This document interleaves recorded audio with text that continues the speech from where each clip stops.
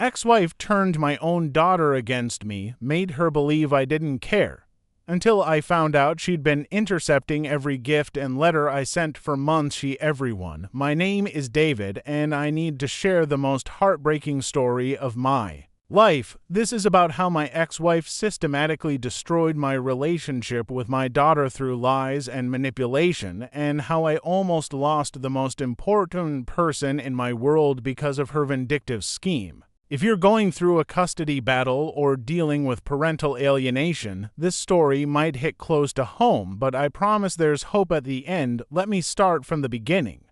My daughter Emma is now 16, but this story takes place when she was 13, right after my divorce from her mother, Rebecca, was finalized. Emma has always been my whole world. She's smart, funny, artistic, and has this incredible spirit that could light up any room. Before the divorce, we were inseparable. I was the dad who never missed a school play, who taught her to ride a bike, who stayed up all night helping with science projects. Emma was my little girl, and I was her hero. The divorce itself was messy, I won't lie. Rebecca and I had grown apart over the years, and by the end, we could barely be in the same room without fighting. The main issues were her spending habits and my work schedule. I'm a software engineer, and sometimes I had to work long hours on important projects. Rebecca felt neglected, and I felt like nothing I did was ever enough for her. When she asked for a divorce, part of me was actually relieved that the constant tension would finally end. What I didn't anticipate was how vicious Rebecca would become during the custody proceedings. The woman I'd been married to for 12 years suddenly transformed into someone I didn't recognize. She hired an aggressive attorney and tried to paint me as an absent, neglectful father who cared more about work than family. She brought up every time I'd missed a dinner because of a work deadline, every business trip I'd taken, every moment I'd been less than perfect as ammunition against me. Despite her efforts, the court awarded us joint custody. Emma would spend weekdays with Rebecca and weekends with me, plus alternating holidays. It wasn't ideal. I wanted more time with my daughter, but I was grateful to have consistent access to Emma and looked forward to making our weekends together special. For the first few months after the divorce, everything seemed to be going okay. Emma was adjusting to the new arrangement, and while she was sometimes quiet or sad about the family situation, she still seemed happy to see me on weekends. We'd go to movies, try new restaurants, work on art projects together, or just hang out and talk. I thought we were navigating this difficult transition pretty well, but then I started noticing changes in Emma's behavior. She became more distant during our visits, less talkative, and seemed to have less enthusiasm for the activities we used to enjoy together.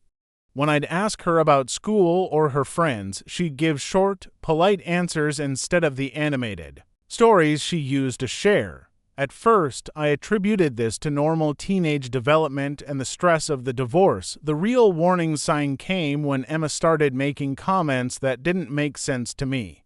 She'd say things like, "I know you're busy with work," when I'd suggest doing something together, or "Mom says you probably don't have time for this anyway." These comments confused me because I'd specifically structured my weekends around spending quality time with her, often turning down work opportunities or social events to be available. Around the 6-month mark after our divorce was finalized, Emma's attitude toward me took a dramatic turn for the worse. She went from distant to openly hostile. She'd barely speak to me during our weekend visits, would spend most of her time in the guest room I'd set up for her, and seemed to resent having to be there at all. When I tried to talk to her about what was wrong, she exploded at me in a way that broke my heart. "Why do you even pretend to care?" she shouted, tears streaming down her face. "You never call me during the week. You never send me letters or birthday cards anymore. You forgot about my school play last month, and you didn't even acknowledge when I made on a roll. Mom is right. You only care about yourself and your stupid job." I was completely stunned. Every single thing she'd said was wrong. I called her every Tuesday and Thursday evening, just like we'd agreed. I'd sent her a beautiful handwritten letter just the week before telling her how proud I was of her. I'd never forgotten her birthday or any important event in her life. I'd specifically asked her about her school play several times, and she'd told me it was on a day I couldn't attend due to custody schedule, but that she understood. Emma, sweetheart, I call you twice a week. We talk every Tuesday and Thursday, and I sent you a letter just last week telling you how proud I am of your grades. She looked at me with such hurt and anger in her eyes. No, you don't. You never call me. Mom says you probably forgot my phone number, and I never got any letter from you. You're lying just like Mom said you would. That conversation haunted me for days. Emma genuinely believed that I'd been neglecting her, but I knew for certain that I'd been consistent with my calls and communications. Something was very wrong, but I couldn't figure out what. I started keeping detailed records of every attempt I made to contact Emma. I noted the date and time of every phone call, every text message, every letter I sent. I kept copies of everything and started sending items via certified mail to create a paper trail. Meanwhile, Emma's hostility toward me continued to escalate. She started finding excuses not to come for her weekend visits. She'd claim to be sick, or to have important school projects or social events she couldn't miss. When she did come, she'd spend the entire time texting her friends or talking to her mother on the phone, making it clear that she'd rather be anywhere else. The breaking point came during what should have been a special weekend. Emma had been selected for a regional art competition, and I'd planned a celebration dinner at her favorite restaurant followed by a trip to the art museum. I was so proud of her achievement and excited to celebrate together, but when I picked her up, Emma was in the worst mood I'd ever seen her in. She barely spoke during the car ride, and when we got to the restaurant, she just stared at her phone instead of engaging in conversation. Emma, I'm so proud of you for making it to regionals, I said, trying to break through her wall of silence. I know how hard you've been working on your art. She looked up from her phone with an expression of pure disgust. You don't know anything about my art or how hard I've been working. You haven't asked me about my art in months. You don't even know what my competition piece is about. Sweetheart, I ask you about your art every time we talk. Just last week, you told me about the painting you were working on with the sunset colors. Emma's eyes filled with tears, but they were tears of anger, not sadness. We haven't talked in weeks. You never call me anymore, Dad. Just stop pretending that you care. Mom was right. You only want me around when it's convenient for you, when it makes you look like a good father.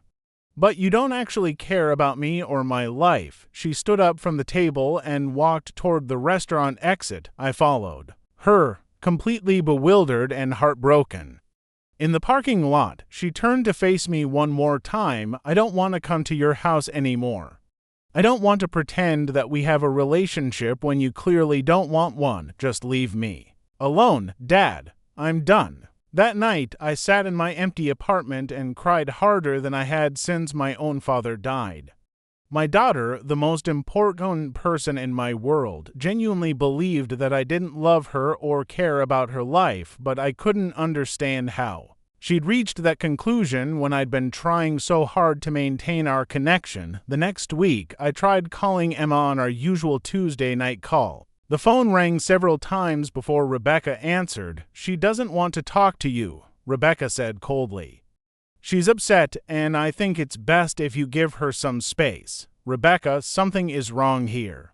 Emma thinks I haven't been calling her or sending her letters. She thinks I've been ignoring her, but that's not true. Has she been getting my calls? I don't know what you're talking about, Rebecca replied. Maybe if you actually tried to contact her instead of just claiming you do, she wouldn't feel so abandoned. This pattern continued for weeks. I'd try to call Emma and Rebecca would answer, saying Emma didn't want to speak to me.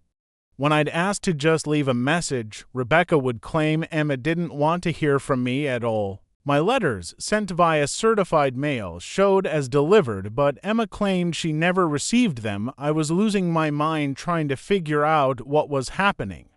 I consulted with my attorney, who suggested that Rebecca might be interfering with my communication attempts, but proving it would be difficult. He advised me to document everything and consider petitioning the court for a modification to the custody order. The breakthrough came in the most unexpected way. I was at my office late one evening, working on a particularly challenging project, when I got a call from an unknown number. "Dad." It was Emma's voice, but she sounded scared and upset. "Emma." "Sweetheart, are you okay? Whose phone are you using?" "I'm at my friend Madison's house. Dad, I need to ask you something, and I need you to tell me the truth." "Of course, honey, you can ask me anything." "Have you been trying to call me, regularly?" The question caught me off guard. "Yes, Emma, I call every Tuesday and Thursday at 7 p.m., just like we agreed. I've been calling for months, but your mom always says you don't want to talk to me." There was a long silence on the other end of the line. "What about letters? Have you been sending me letters?" "Yes, sweetheart. I send you a letter every week. Sometimes more often when something special happens or when I just want you to know I'm thinking about you." I heard Emma start to cry softly. "Dad, I haven't gotten any letters from you, and Mom never told me you were calling. She told me you stopped trying to contact me because you were too busy with work and your new life." My heart sank as the pieces started falling into place. "Emma, that's not true. I've never stopped trying to contact you. I love you more than anything in the world, and I would never abandon you, but why wouldn't Mom tell me you were calling?" "That doesn't make sense." Before I could answer, I heard Rebecca's voice in the background, getting closer. "Emma, what are you doing? Who are you talking to?" "I have to go," Emma whispered quickly. "But Dad, can you prove that you've been trying to call me and send me letters?" "Yes, I can prove it. I have records of everything." The line went dead. That phone call changed everything. Finally, I understood what had been happening. Rebecca had been intercepting my communications with Emma, preventing her from receiving my calls and letters, and then convincing her that I was the one who had stopped trying to maintain contact. I immediately called my attorney and scheduled an emergency meeting. I brought all my documentation, phone records showing my regular attempts to call Emma, certified mail receipts proving I'd been sending letters, copies of all the letters I'd written, and records of every text message I'd sent. My attorney was appalled. "This is a clear case of parental alienation," he said. "What Rebecca is doing is not only morally reprehensible, it's also a violation of the custody order. We need to petition the court immediately." But before we could file anything, Emma called me again, this time from her own phone. "Dad, I confronted Mom about the phone calls and letters. She admitted that she's been that she's been keeping them from me." I could hear the pain and confusion in her voice. "She said she was protecting me from getting hurt when you inevitably stopped caring and stopped trying to reach me. She said all men abandon their families eventually, and she was just preparing me for when you did the same thing." "Emma, I would never abandon you. You're my daughter, and I love you unconditionally. Nothing could ever change that. I know that now. Dad, I'm so sorry I believed her. I'm so sorry I said those horrible things to you. I thought you didn't care about me anymore, and it hurts so much." We both cried on the phone together.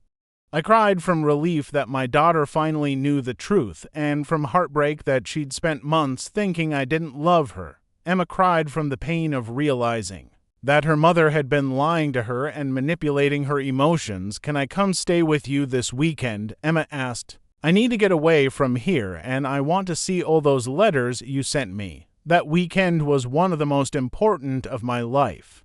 Emma came to my apartment, and I showed her every letter I'd written, every photo I'd included, every small gift I'd tried to send. She read them all, crying as she realized how much thought and love had gone into each one. "Dad, this letter is from my birthday. You remember that I wanted to try oil painting, and you wrote about finding art classes for me, and this one is from when I made honor roll. You said you were proud of me and wanted to take me out to celebrate, and here's one where you talked about missing me and wishing we could spend more time together." Each letter was a piece of our relationship that Rebecca had stolen from us. Months of connection, love, support, and shared experiences that Emma had been denied. We also went through my phone records together. Emma saw the proof of my regular call attempts, and I explained how her mother would always answer and claim. Emma didn't want to speak to me. She told me you never called, Emma said, shaking her head in disbelief. She would make comments about how disappointing it was that you couldn't even be bothered to check in on me. I believed her because why? Would my own mother lie about something like that? The hardest part was helping Emma process the betrayal she felt from her mother. Rebecca had manipulated her own daughter's emotions, caused her months of pain thinking her father didn't love her, and damaged our relationship for her own vindictive purposes. Why would she do this to me? Emma asked. I understand being angry at you because of the divorce, but why would she hurt me just to hurt you? I didn't have a good answer for that question. How do you explain to a 13-year-old that sometimes adults make terrible choices that hurt innocent people? We decided together that Emma should continue living primarily with her mother, but that we needed to establish better communication protocols. Emma would have her own phone line that Rebecca couldn't monitor, and she would come to stay with me every weekend, not just alternating weekends when Emma went back to Rebecca's house. She confronted her mother about the intercepted communications. According to Emma, Rebecca initially tried to deny it, then attempted to justify her actions as protecting Emma from disappointment. Rebecca eventually admitted to intercepting my phone calls and hiding my letters, but she maintained that she was doing what she thought was best for Emma. She claimed that she believed I would eventually lose interest in being a father and that she was trying to minimize Emma's pain when that happened. The confrontation between Emma and Rebecca was explosive. Emma was furious that her mother had manipulated her and caused her to believe her father didn't love her. She felt betrayed not just by the deception, but by the months of unnecessary pain she'd endured thinking she'd been abandoned. For several weeks, Emma was angry at both of her parents, at me for not fighting harder to reach her, and at her mother for the systematic deception. It took time, patience, and family counseling to help her work through those complex emotions. The family counselor helped us understand that what Rebecca had done constituted parental alienation, a form of emotional abuse that can have long-lasting effects on children. Emma had to learn to trust me again, even though the breakdown in our relationship hadn't been my fault.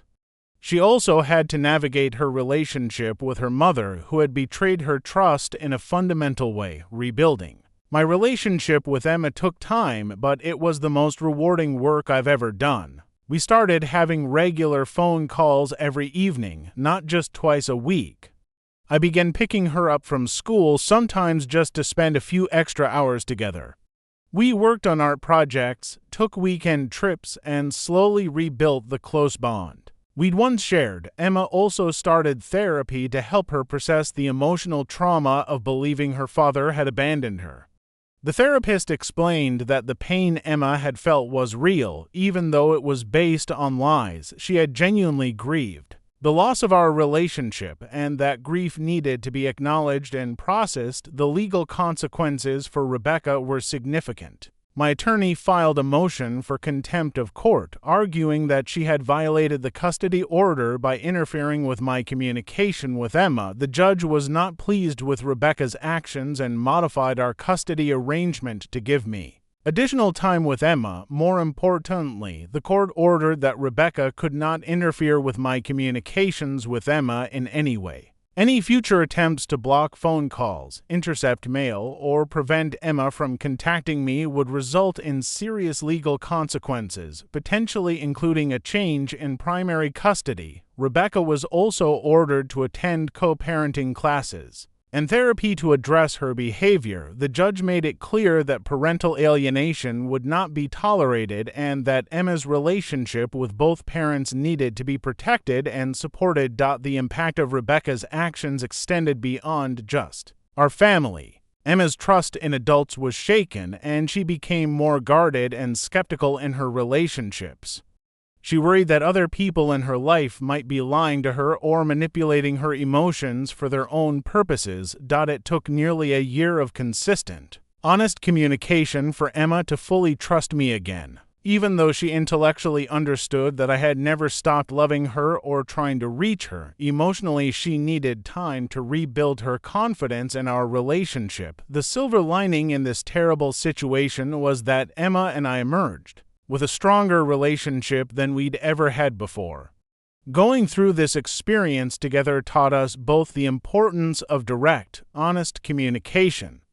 Emma learned to come to me directly with questions or concerns instead of relying on what others told her about my feelings or actions. We also developed a deeper appreciation for the time we have together. Every weekend visit, every phone call, every shared experience feels more precious because we both know how easily it could be taken away by someone else's manipulation. Emma is now 16 and has grown into an incredible young woman. She's artistic, thoughtful, and has developed a strong sense of justice partly because of what she experienced.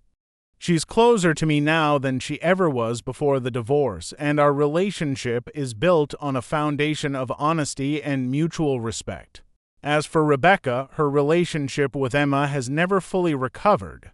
Emma struggles to trust her mother and remains angry about the months of manipulation and lies.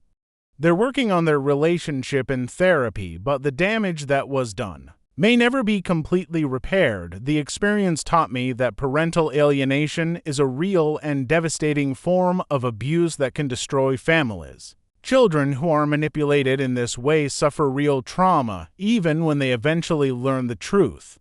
The parent who is being alienated suffers tremendously, but the child is often the one who pays the highest price. If you're going through something similar, document everything. Keep records of every attempt you make to contact your child. Save copies of every letter, text message, and email. Take screenshots of phone logs.